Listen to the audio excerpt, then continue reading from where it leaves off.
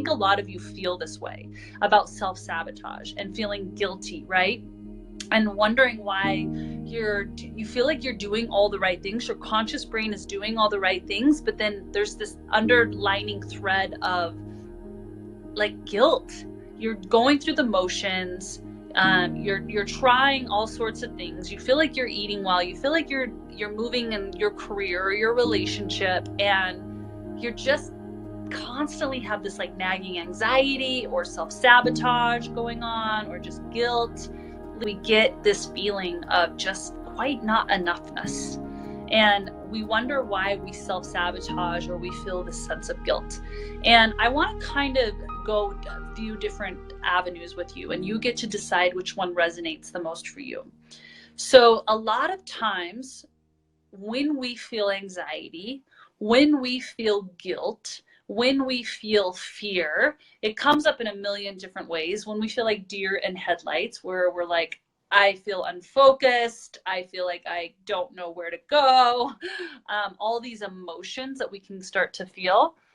What can happen is that there has been usually not just one, but sometimes multiple instances in your past where maybe you totally shined your light, you did your best, and someone totally made you feel like crap in that moment. And they did it probably not knowing it. This happens a lot in parenting, especially. So a lot of times it can happen with your mom or your dad.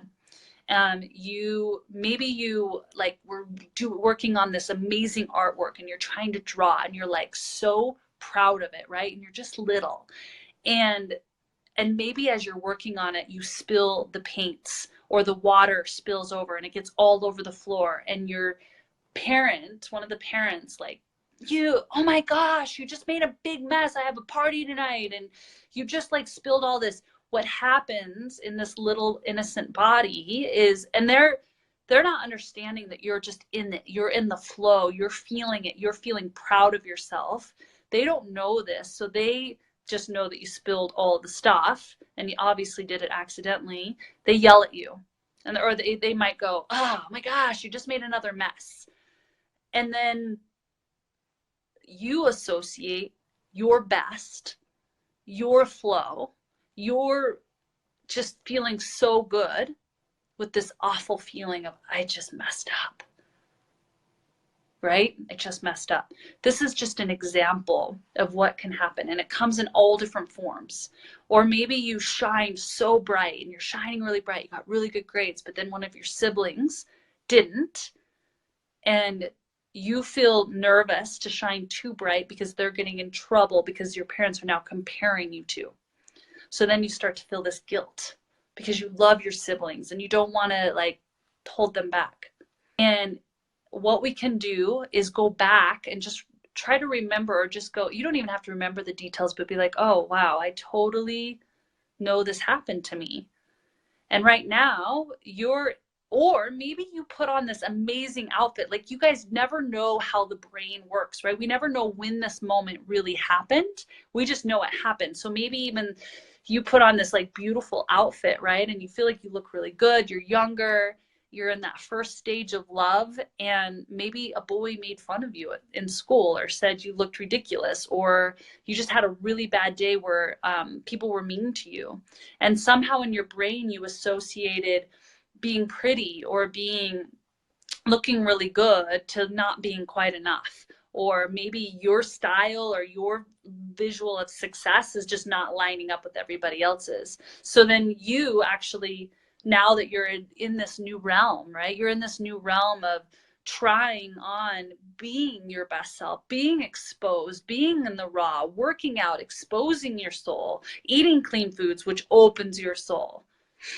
Yeah. So then what happens is you can reflect on those past triggers without even realizing it, and just start to self-sabotage shining too bright, self-sabotage success, because then it means if you get too high in the podium of success, you're going to fall. Obviously, all those things are made up, but we can feel that they're so real. Like you can either see people on TV, through media, through all the different outlets of someone who's successful, and then they have their great fall. What if that happens to me? I better just like stay a little low because I don't want to fall. Like it's a little more comfortable here. Yeah, I'm uncomfortable being a little bit overweight and not feeling like I'm showing up in my brilliance, but I don't want to fall because I don't really know what that feels like. And I just have seen it and it doesn't look really good because we're mostly afraid of what we have never experienced. Our brain keeps us from what we haven't experienced because it doesn't like things new, because it doesn't know how to keep you safe. Really just recognize, one, that that's part of the brain's job. Two, that someone probably said something that triggered you into an emotion of feeling bad or feeling like less than or feeling like I better not shine too bright. But just know that that illusion that if you get too high and you're going to fall is made up, And that actually doesn't necessarily mean, it means that maybe you can go a little bit higher. And how do you shut that off? Because I think all of you are like, I agree. Well, one, let's go back to maybe a past trigger. I want you to ask yourself, who in your life, between your mother and your father, did you want the most love from? That you were constantly seeking the most love from? Ask yourself that question. Now, I'm not asking you to do all this psychological stuff that counselors do, because I really want you to own your own power. I don't want there to be any victim, but it's really important for you to really remember, who did you want that validation or attention most from between both of your parents? And now ask yourself, what did you want to hear from them? Or what did you want to know from them, right? Because I see this and time again in working with one-on-one clients, is say like the mom, I'm going to use a mom example, was cold. And this mom is like, seems like she's always pushing you down for her light, because moms and dads are just doing their best. And I'm not picking on any moms and dads, because we're all moms and dads, most of us, and we've done these things too. Sometimes these moms are afraid to watch you be what she never was.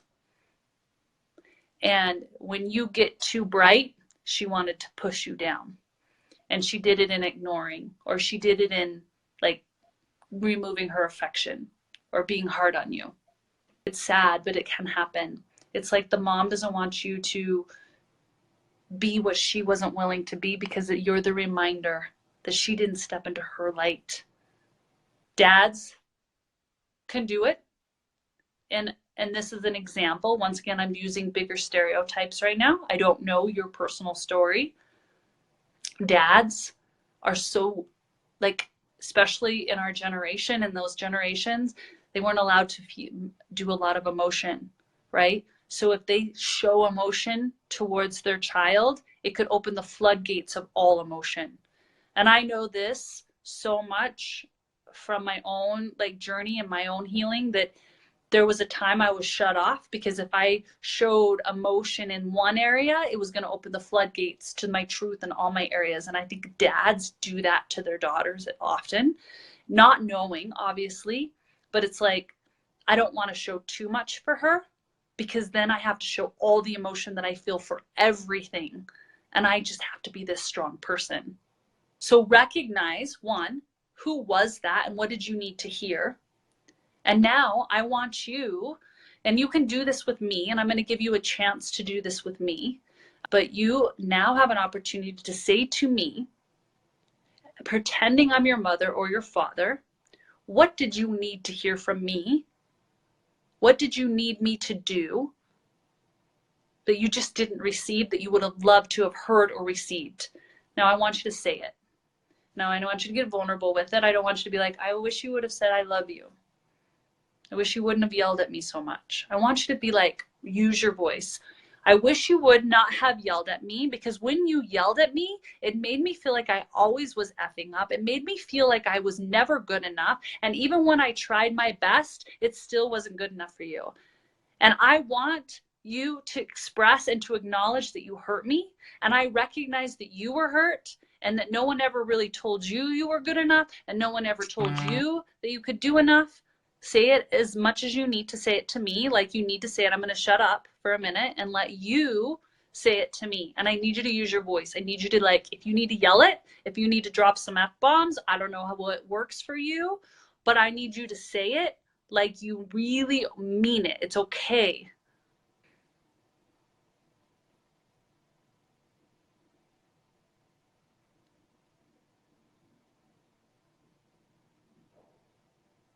And I want you to expand on it. How did it make you feel when they did that or they didn't do that?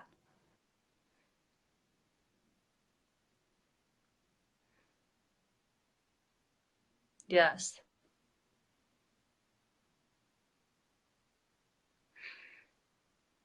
And now what I want you to do is I want you to tell them that they no longer get to control the way you feel about yourself.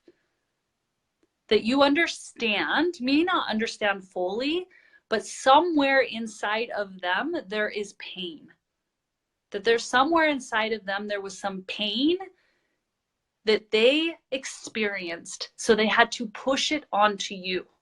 Not meaning to, but they had to push it onto you because they didn't know how to navigate it themselves. But you see that, but no more are you going to allow this in your life. No more are you going to allow these emotions and these triggers in your life. You say that no more, that you see their pain, and it's no longer your pain. It's no longer your pain to carry. It's not your responsibility to carry it.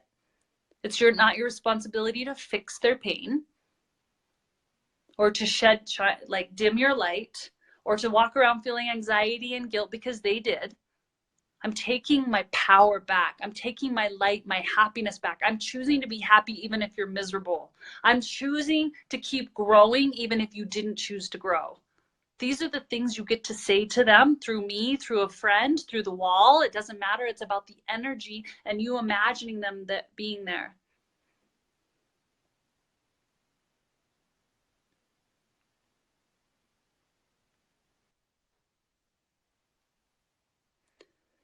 Yes, you guys, I'm really, really proud of you. It's not easy to do this work, and we're not playing victims. We're taking back our power. We're recognizing where a lot of the past pain has come from and where it's come from, why it's come from. And then we just get to take our power back. It doesn't mean we have to remove ourselves or remove our love, because most people that put pain on others are just feeling pain. We know this as if we're parents. The worst times I've been a parent is when I was in my own pain. That's when I said the things I regret. That's when I acted out of character. You're doing this to heal you so that you can break that chain.